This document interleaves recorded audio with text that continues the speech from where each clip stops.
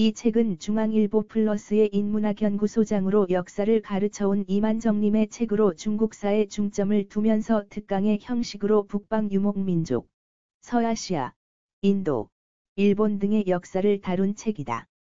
중국 역사를 중심으로 시간의 흐름으로 정리되어 있다. 상세한 이야기는 없지만 전체적인 중국사의 흐름을 이해하도록 도움을 준다.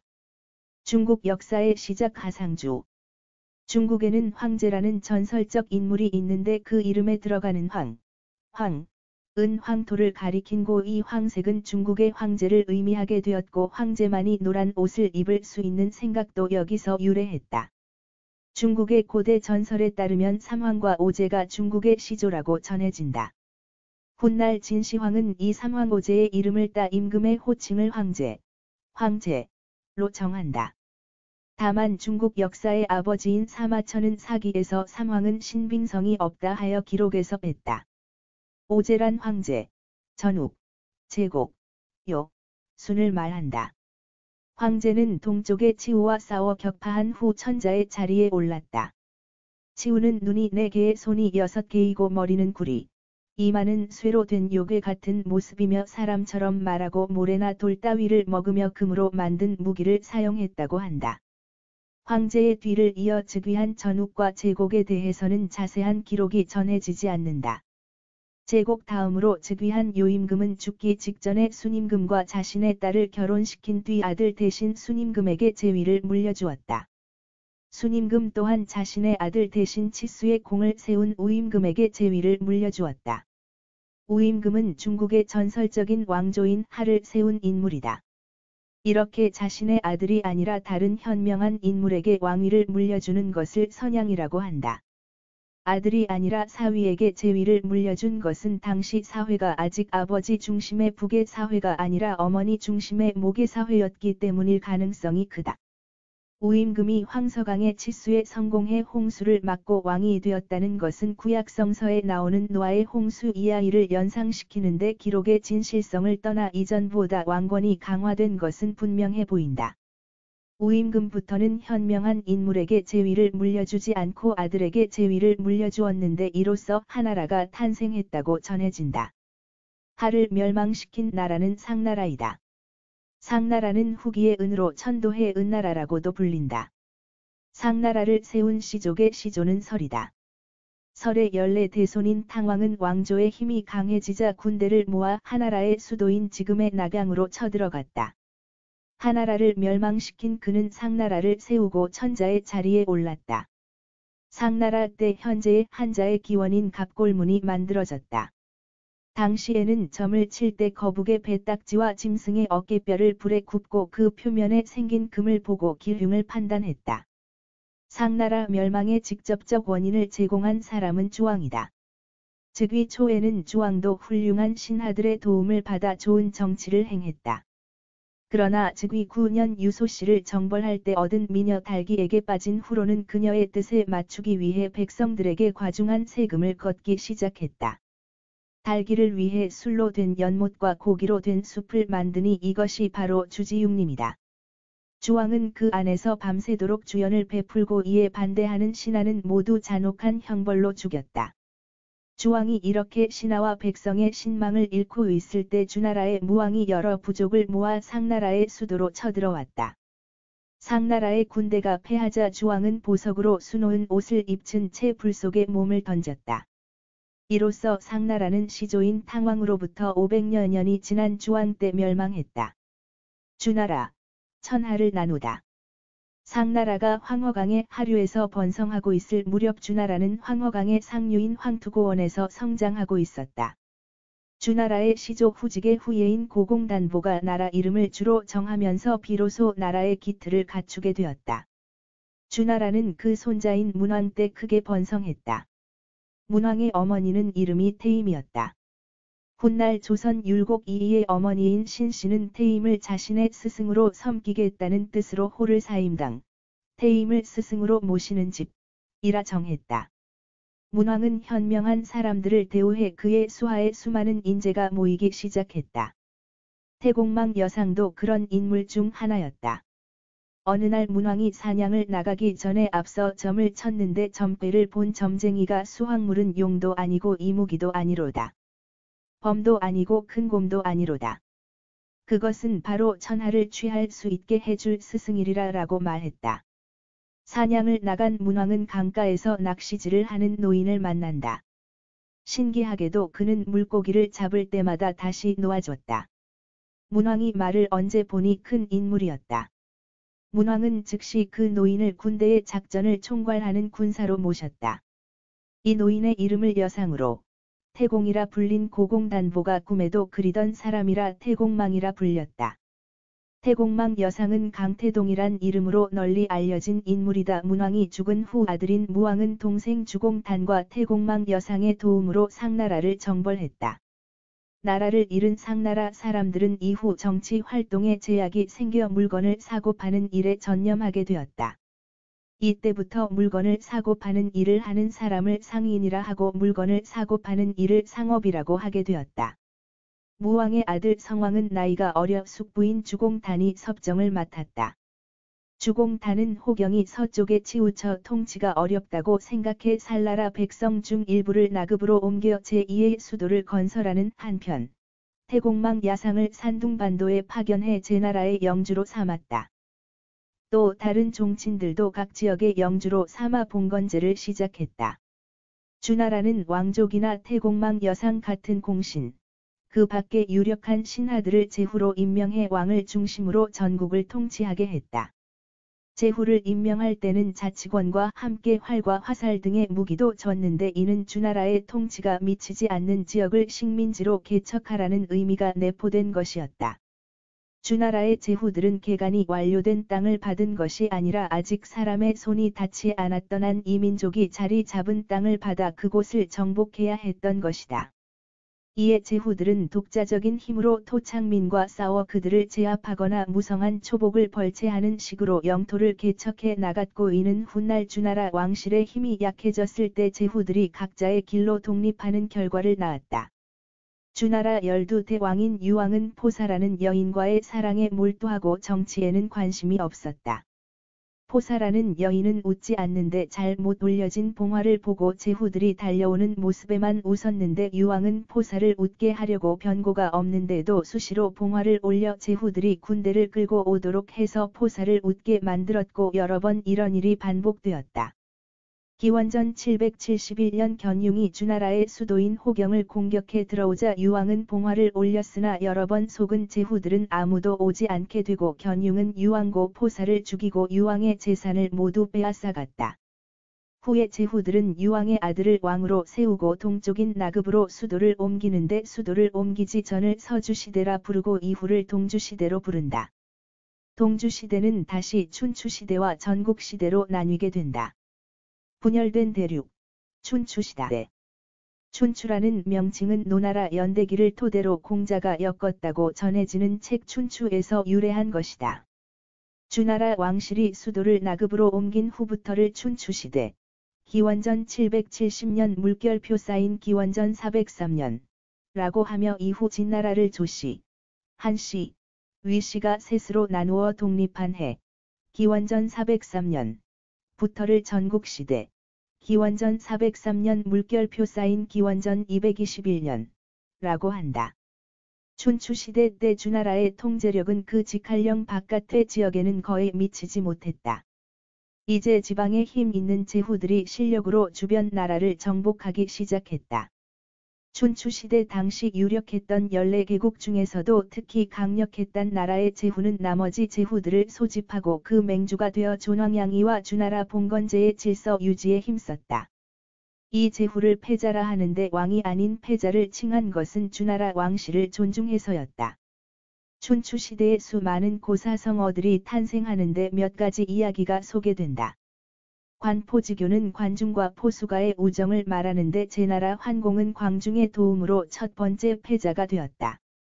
광중은 원래 환공과 후계자 싸움을 벌였던 이복형의 신하로 환공을 암살하려 했던 적이 있지만 환공의 신하였던 포수가가 그를 강력하게 추천하자 환공도 자신을 죽이려 했던 그를 포용해 제나라를 강한 나라로 만들었다.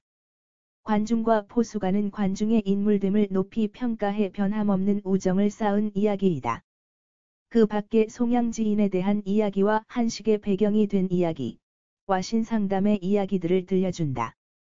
전국시대 기원전 403년 나라가 조씨, 위씨, 한씨에게 나라를 뺏겨 멸망하고 그 땅에 조나라, 위나라, 한나라가 등장했다.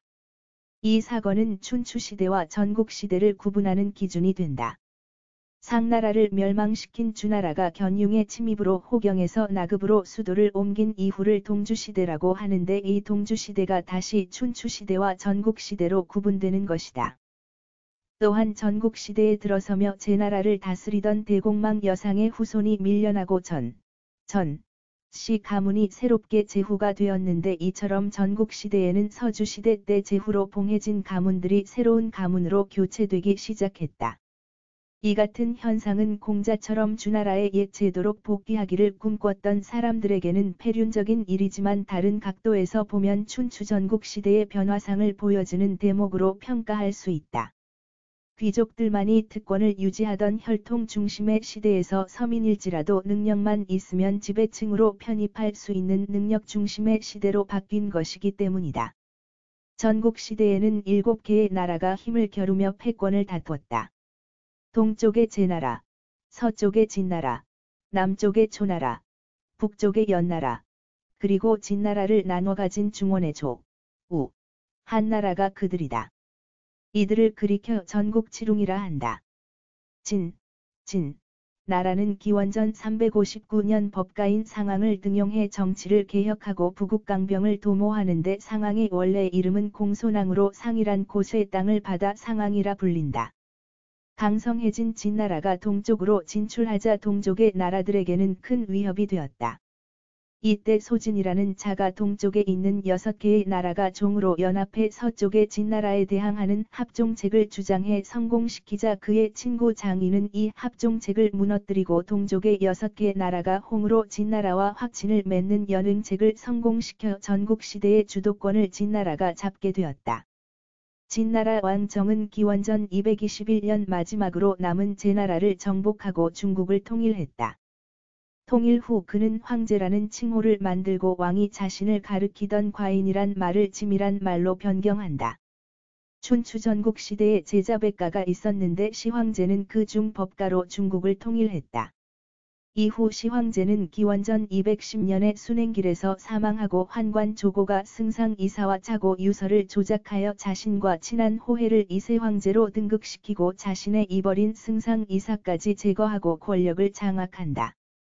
이세 황제가 즉위한 이후에도 축조 사업은 지속되고 농민 징발은 심해지자 봉기가 일어난다. 진승과 오광의 난이 일어나지만 오합지졸에 불과한 그들은 진나라 군대에 격파되고 이 사건을 계기로 수많은 반란 세력이 등장하는데 유방과 항우가 그 중 하나다.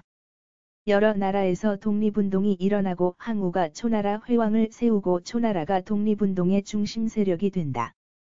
초회왕은 함양을 먼저 점령한 자를 그곳의 왕으로 삼겠다고 선포하고 항우와 유방은 함곡관을 점령하기 위해 경쟁하지만 유방이 함곡관을 먼저 점령하자 항우는 40만 대군을 끌고 와 유방을 공격할 준비를 하자 유방은 함곡관을 항우에게 내준다. 항우와의 결투에서 유방이 승리하고 기원전 202년 유방은 황제의 자리에 올라 한 고조가 되었다. 한나라는 섭정이었던 왕망이 세운 신나라에 의해 잠시 맥이 끊겼었다. 이 시기에 한나라는 전한, 서한, 기원전 202년 물결표 쌓인 8년, 과후한, 동한, 25년 물결표 쌓인 220년으로 나뉜다. 92년 이후 환관들의 정치 개입이 점점 심해졌고 외척 세력과 황태후와의 권력 다툼 등으로 인해 결국 한은 몰락의 길을 걷게 되었다. 또한 왕조는 황건의 난과 오두미도의 난 등을 선동한 도교의 등장에 의해 위협받게 되었다. 후한 영제, 제위 168년 대쉬 189년에 죽은 후 환관들은 군인들에 의해 학살을 당하고 이후 귀족들과 장군들이 군주가 되어 국가를 나누어 가졌다. 위왕 조비가 후한 헌제의 황위를 빼앗음으로써 한나라는 멸망하게 되었다. 후한의 멸망 원인 중 하나가 바로 환관이다. 특히 10명의 환관인 십상시의 횡포가 심해 농민 봉기가 시작되었고 불기 기운을 타고 세워진 한나라 다음에는 흙의 기운을 가진 시대가 온다고 믿고 노란색 띠를 머리에 두르고 봉기한 황건적의 난이 일어난다. 삼국지의 배경이 되는 이야기가 여기서 시작된다. 지방에서 황건적의 난이 일어나는 동안 중앙에서는 환관과 하태후 집안 사이의 권력 싸움이 전개되고 하태후의 오빠인 하진은 수도 낙양의 치안을 담당하던 원소와 함께 환관들을 제거하려 하지만 피살되고 실패한다. 원소 등이 역공해 환관 2000여 명을 몰살시키는데 이 과정에서 지방의 여러 장군들이 낙양으로 불려왔는데 이때 동탁의 군대가 가장 강했다. 낙양으로 들어간 동탁은 정권을 장악한 후 역대 황제의 능을 파헤쳐 보물을 탈취하고 백성의 재산을 빼앗았다. 이에 외부로 쫓겨난 원소를 중심으로 조조, 손견 등 여러 장군이 동탁을 제거하고자 연합군을 조직해 낙양을 공격하여 동탁을 잡아 죽이고 시체를 태웠다. 동탁이 죽은 후 부하들 사이에 알력이 생기고 권력 다툼으로 장안이 쑥대밭이 되자 헌제는 장안을 탈출하는데 이때 헌제를 보호한 자가 바로 조조이다. 220년 조조가 죽은 후 권력을 승계한 아들 조비는 헌제를 폐위시키고 400년간 이어지던 한나라를 멸망시키고 위나라를 건국했고 221년에는 유비가 촉한을, 229년에는 손권이 오나라를 건국한다. 의 시대. 249년 사마이는 조씨 세력을 제거하고 위나라 최고의 권력자가 되었다. 264년 사마이의 아들 사마소가 왕의 자리에 올랐다. 총나라는 이미 위나라에 패했으니 남은 나라는 오나라뿐이었으나 오나라는 손권의 손자 손오가 황제였으나 역량이 부족한 인물로 그는 280년 성문을 열고 항복하여 삼국이 통일되었다. 311년 흉노의 선우인 유연이 병력을 모아 낙양을 점령하자 317년 사마예는 수도를 건업으로 바꾸고 원제로 즉위하니 이 나라를 동진이라고 한다. 낙양 점령을 기준으로 이전의 역사를 서진, 이후의 역사를 동진이라 구분한다. 한편 북쪽의 5이민족, 즉 5호가 서진을 무너뜨리고 16개의 나라를 세운다. 5호는 흉노, 갈, 강, 저, 선비족을 가리킨다. 남북조시대. 혼란스러운 황허강 유역을 선비족 탁발씨가 통일하고 북위를 건국했다. 이 북위는 곧 동위와 서위로 분열되었다가 동위는 북제, 서위는 북주가 되었다. 남쪽의 양쯔강 유역은 동진이 망하고 송, 제, 양, 진이 차례로 등장했는데 이 시대를 남북고 시대라고 한다. 수. 이 혼란기는 북주의 황제 양견이 북주의 황제였던 자신의 외손자를 몰아내고 통일 왕조인 수나라를 건국함으로써 끝난다. 581년 북주의 마지막 황제인 9살 외손자로부터 선양을 받는 형식으로 황제가 된다. 당. 수나라는 대 38년 만에 멸망하는데 수의 양제가 죽자 이어는 스스로 황제가 되어 당나라를 세운다. 5대 십국시대. 5대 십국시대. 5대 십국시대, 907년 물결표 쌓인 979년은 중국의 역사에서 당나라가 멸망한 907년부터 송나라가 십국을 통일한 979년까지 황하 유역을 중심으로 화북을 통치했던 5개의 왕조, 5대와 화중 화남과 화북의 일부를 지배했던 여러 지방정권, 십국, 이 흥망을 거듭한 정치적 격변기를 가리킨다. 5대 십국의 5대는 후량, 후당, 후진, 후한, 후주를 뜻하며 십국은 5월, 민, 형남, 초오, 남당, 남한, 북한, 전촉, 후촉을 포함한다. 그리고 뒷부분에서는 송, 원, 명, 청나라를 이야기하고 중국의 근대사를 다룬다. 중국의 역사를 책 한 권으로 집약해서 공부할 수 있는 책이다. 상세한 내용보다는 개괄적인 내용으로 흐름을 파악하는 데 도움이 되는 책이다.